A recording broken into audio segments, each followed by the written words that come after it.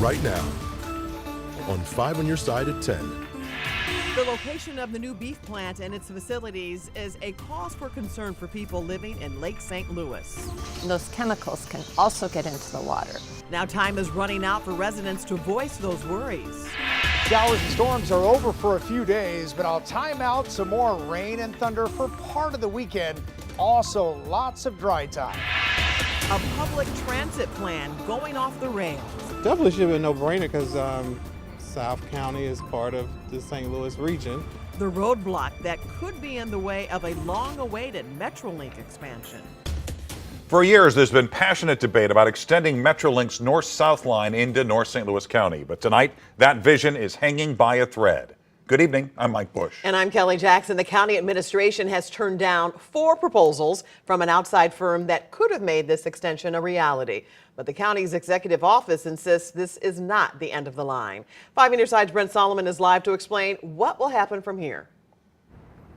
Well, let's face it, people hop on the metro all the time to get from point A to point B. But as of now, if you hop on and you head north into the county, you can only go so far.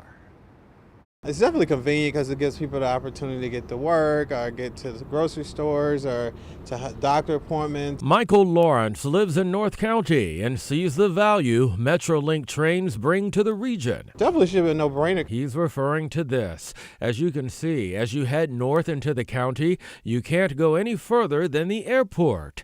Even some elected leaders want to change that. Do you think this has been a priority for the county administration? Not at this particular point.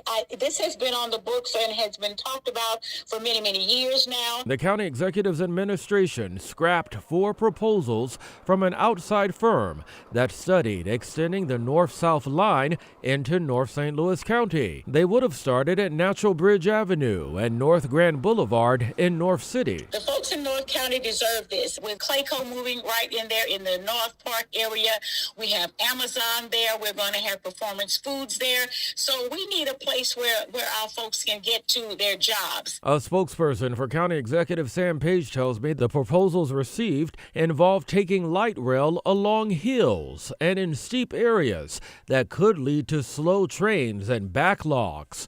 Some of them, he said, also got too close to existing buildings or interfered with right-of-ways. And because extending MetroLink involves competing for federal dollars, he wants the proposals to be flawless.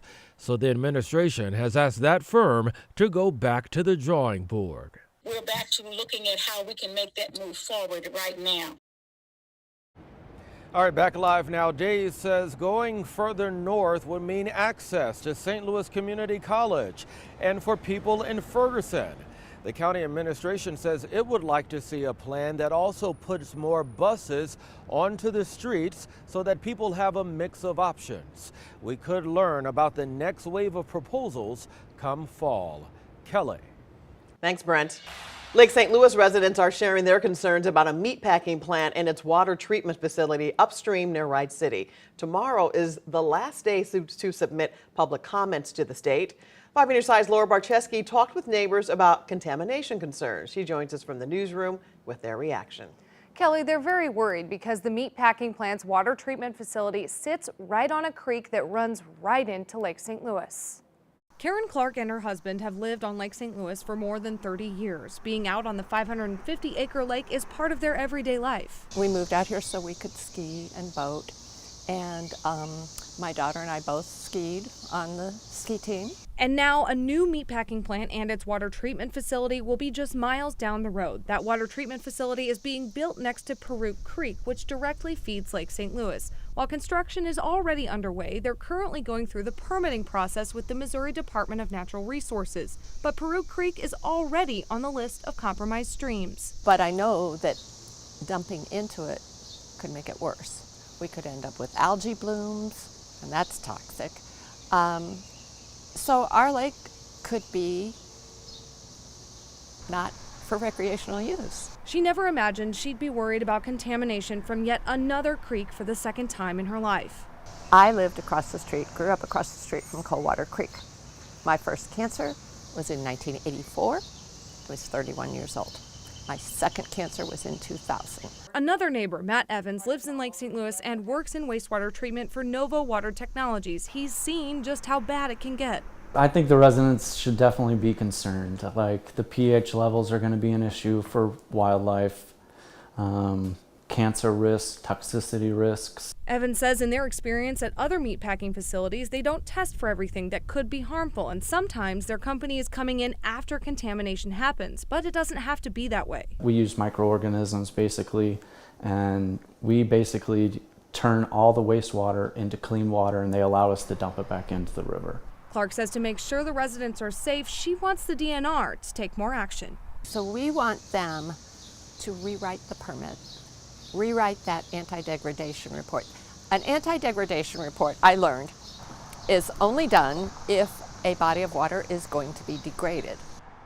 So if you're concerned about the facilities, you have until tomorrow at 5 p.m. to voice those concerns to the DNR. We'll have a link on ksdk.com on how to do that. Crews finished up cleaning some soil contaminated with radioactive waste along Coldwater Creek today. The Army Corps of Engineers says crews replaced the contaminated soil with uncontaminated soil along Jana Drive in Florissant. That's near the now shuttered Jana Elementary School. Radioactive material from the first atomic bomb was dumped in parts of North County decades ago.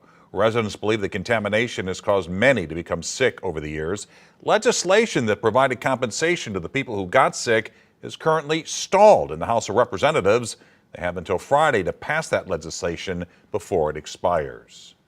Well, the rain is gone, and tomorrow the humidity will be gone too. Thank goodness. Meteorologist Jim Castillo in for Scott tonight. He has a first look at the forecast. Yeah, good to see you both. So it started out rainy and very humid out there, and then now we're starting to see that humidity go down. It's going to take even a little bit longer to where you really feel that as we head into tomorrow. So a couple fronts move through, one of them today and another one overnight tonight into tomorrow morning. But right now across the area, it's mainly clear and 74 degrees. South-southwest wind at about 3 miles an hour. Check out that dew point, 58. That just means the lower it is, that's a measure of the amount of moisture in the atmosphere. Well, the lower it is, the better it feels outside. We had a dew point of 70 this morning.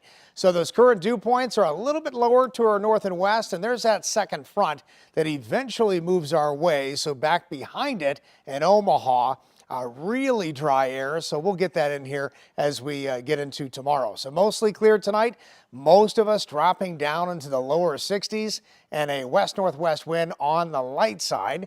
And of course, that futurecast, well, there is another chance of rain in here, not for a couple of days, but I'll time out that chance coming up in Maine weather in just a few minutes.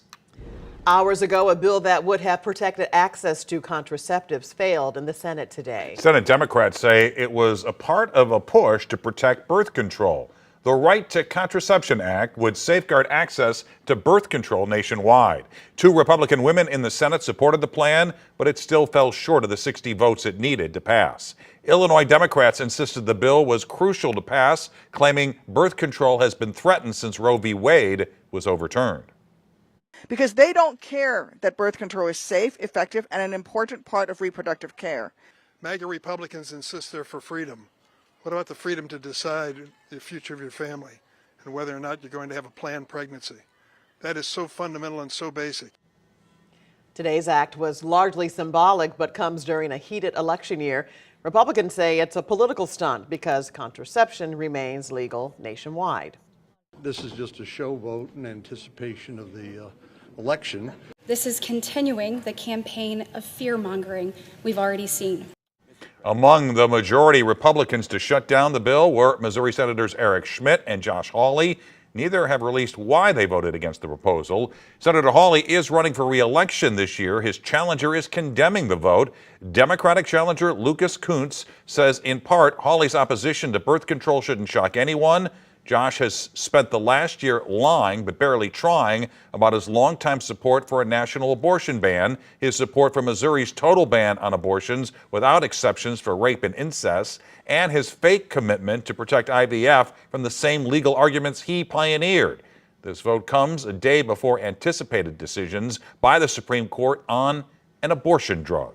Illinois Governor J.B. Pritzker signed a $53 billion budget into law today. It is the largest spending plan in state history. The budget passed out of the legislature along party lines. It includes funding for Smart Start Illinois, which strives for universal preschool in the state by 2027. It also allocates an extra $182 million to tackle the migrant crisis in Chicago. And it removes the grocery tax, which some were critical of, saying it would take money away from communities across the state.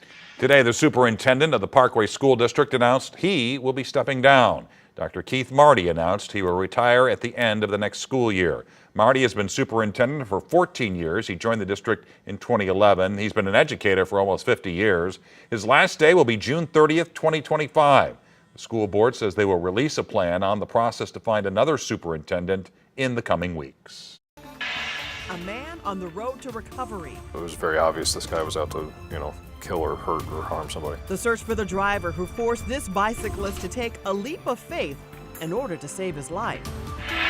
Rain is moving east of our area with less humid, more comfortable air over the next couple of days, and then I'll time out our next rain chance. Traveling in style to the Olympics. We give horses wings. How horses and their riders will make the trek to Paris.